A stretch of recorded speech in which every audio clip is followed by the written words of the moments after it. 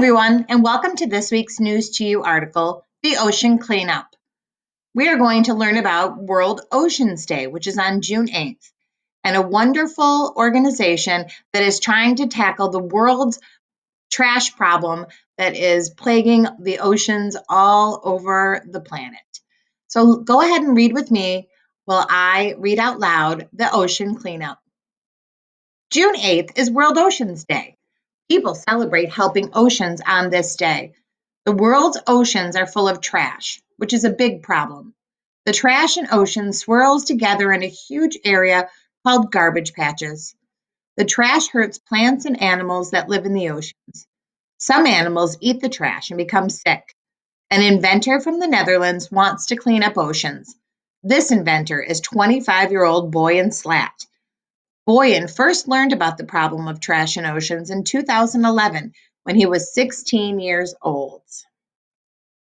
He started thinking about how to solve the problem. Boyan had an idea for an invention to collect and remove trash from the oceans, but Boyan needed help from others. In 2013, Boyan started a group to help clean the oceans. This group is called the Ocean Cleanup. The Ocean Cleanup studies the problem of trash in oceans. They make inventions to clean up oceans. Most of the trash in oceans includes plastic items such as old water bottles, grocery bags, toothbrushes, and straws. The Ocean Cleanup wants to recycle the plastic to make new things. They want to sell the new things and use the money to help clean the oceans. Most trash in the oceans comes from rivers that flow into the oceans. In October 2019, the Ocean Cleanup announced that they made a new invention to collect and remove the trash from these rivers. This invention is called the Interceptor. The Interceptor looks like a boat. It floats on a river but is anchored to the riverbed so it does not float away. The Interceptor is 100% solar powered, meaning that it uses energy from the sun to work. The Interceptor can collect more than 110 pounds of trash from a river every day. This is equal to about 1 million plastic bottles. The Interceptor has a large conveyor belt that scoops trash out of a river. That trash goes up the conveyor belt and into a basket. When the basket is full, it dumps the trash into one of 6 dumpsters inside the Interceptor. The Interceptor has a computer that is connected to the internet, and when all 6 dumpsters are full, the Interceptor computer sends a message to the workers on land. The workers empty the dumpsters and sort the trash. They return the dumpsters to the Interceptor so it can collect more trash. Let's take a closer look at how the Interceptor works. The Ocean Cleanup develops technology to rid the world's oceans of plastic. To do so, we need to not only clean up the plastic that is currently there, but also stop new plastic from entering the ocean. We need to close the tap. Most plastic in the ocean originates from rivers. Our research found that 1,000 rivers are responsible for 80% of plastic entering the oceans. So far, solutions to stop river plastic have been few and designed only for individual locations. Until now. Meet the Interceptor. Developed by the Ocean Cleanup, this is the first scalable solution to prevent river plastic from entering the oceans. This is how it works. The solar-powered interceptors are strategically located in the river.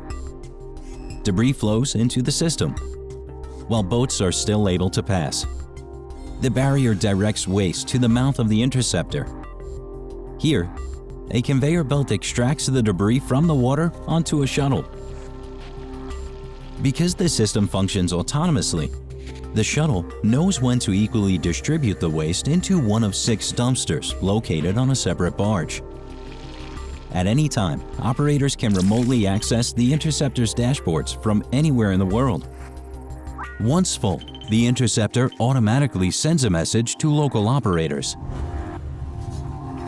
The barge is brought back to shore, emptied for recycling, and reattached for further collection. At top performance, the Interceptor can extract up to 100,000 kilograms of trash per day. Working together with governments and private companies, we aim to tackle these 1,000 most polluting rivers in 5 years' time, helping us to close the tap and achieve our goal of ridding the world's oceans of plastic. Find out how to help at theoceancleanup.com.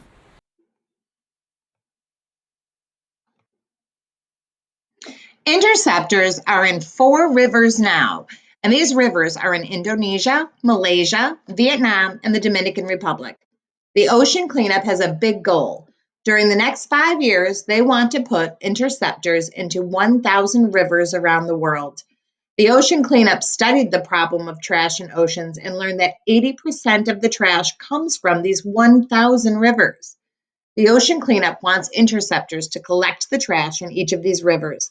They want to stop the trash from flowing into oceans. Then people can celebrate cleaner oceans. Let's go ahead and look at our extension activity and another project that Boy and Slat has been working on with his group, the Ocean Cleanup. Boy and Slat started a group called the Ocean Cleanup. The Ocean Cleanup studies the problem of trash in oceans. Let's learn about an invention that cleans up oceans. The Ocean Cleanup crew wants more than 5 trillion pieces of plastic to be brought out of the oceans. This trash hurts animals and the environment. Trash collects in 5 ocean garbage patches around the world. A garbage patch is an area in an ocean where trash collects. The largest garbage patch is called the Great Pacific Garbage Patch, and this garbage patch is in the Pacific Ocean. Here is a picture of trash floating in the ocean. The Great Pacific Garbage Patch is twice the size of Texas. It is between Hawaii and California, and scientists with the Ocean Cleanup wanted to learn about this garbage patch. So they used 30 boats and 652 nets and 2 airplanes to study the area. The Ocean Cleanup learned a lot of plastic is in the Great Pacific Garbage Patch. Here's a picture of an Ocean Cleanup worker showing where the Great Pacific Garbage Patch is. The Ocean Cleanup made an invention to The clean up Ocean garbage Cleanup made an patches. invention to clean up garbage patches. The Ocean Cleanup hopes the invention will remove half of the Great Pacific Garbage Patch in 5 years. First, the invention collects the plastic, then the plastic is removed from the ocean. The invention has a long float that sits on the water. A skirt hangs underwater and helps collect the plastic. There's a picture of the first invention from the Ocean Cleanup. We're going to go ahead and take a look at our extension video.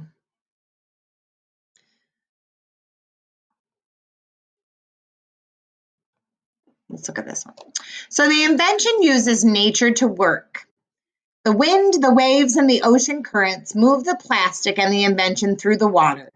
A sea anchor is attached to the invention and is underwater. The sea anchor helps the invention move slower than the plastic. The wind, waves, and ocean currents push the plastic into the invention where it is collected. Here's a picture of the ocean current moving the plastic.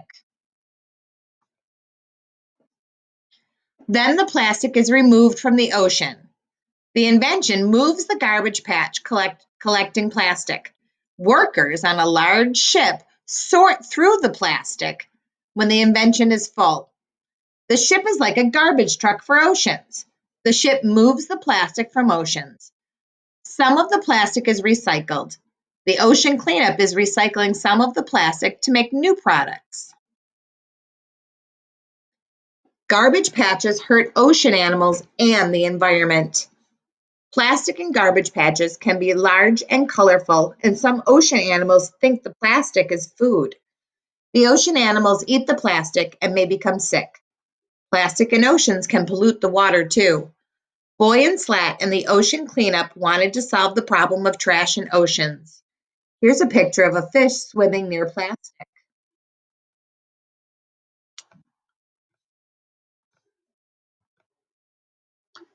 We're going to watch the video on Boynton Slat and his research on solving the world's ocean crisis. I'm Mathis Icker. I'm a marine scientist working for the Ocean Cleanup, and I'm studying ocean plastic pollution. My research focuses primarily on the question how much plastic there is in the ocean and where does it eventually end up. So how much is floating at the surface and how much is in the end sinking to the seabed. Usually it is very difficult to get data from remote regions such as the ocean garbage patches here in the North Pacific Ocean, for example. And so what's really unique here is that we have a vessel that is staying in these garbage patches for a longer time, let's say over a few weeks. And this really provides a great opportunity to collect data not only just on one day, but actually over a longer time period. It looks so pristine if you just have the first glance at the ocean, but the longer you look, the more you see just so much trash floating around, and on a calm day you can see clouds of microplastics in the water. So it's not an island, but it's a plastic soup. And because it is a soup and the plastic debris is so dispersed here, that's exactly why we need a cleanup system. We need somehow a method or a technology that can first accumulate the plastic and concentrate it into a smaller surface area before we can actually efficiently extract the plastic from the ocean. It's huge, and this is what the garbage patch is like made of. Half of it is marine-based sources of debris, and that's how it looks like. Big. In ocean plastic research, there's this big gap of the amount of plastic that we think is going into the ocean and the amount of plastic that we're finding back. So in the past, the Ocean Cleanup has performed some measurements in the vertical distribution of plastic to see how much is actually at the surface and then how it decreases with depth. But this study has focused on the top 5 meters of the water column. What we're doing now is we go a step further. So we actually, instead of just focusing on the top 5 meters, we actually go all the way down to 2,000 meters. Also, in terms of fluxes, what is the flux of plastic from the ocean surface to the deep sea? And there's simply no data on that collected so far. And that's what we are aiming with this mission, to fill this gap, to go deeper and to dive into the ocean and to try to get a more complete picture of plastic pollution out here. So we just deployed 2 kinds of equipment. One is to characterize the water column, measuring salinity, temperature, density, and the other one is a pump. We use this pump to sample microplastics to see like how deep do we find microplastics? Is it down there in the deep sea? And how does it actually reach the deep sea? That's what we're interested in. It is somewhat very depressing to see it firsthand. On the other hand, it's also, and that's also why I joined the Ocean Cleanup, it motivates me to see that we're actually doing something against it. We're trying to clean it up, we're trying to understand exactly how these patches form, how long they persist, and so it's good to be out here, yeah.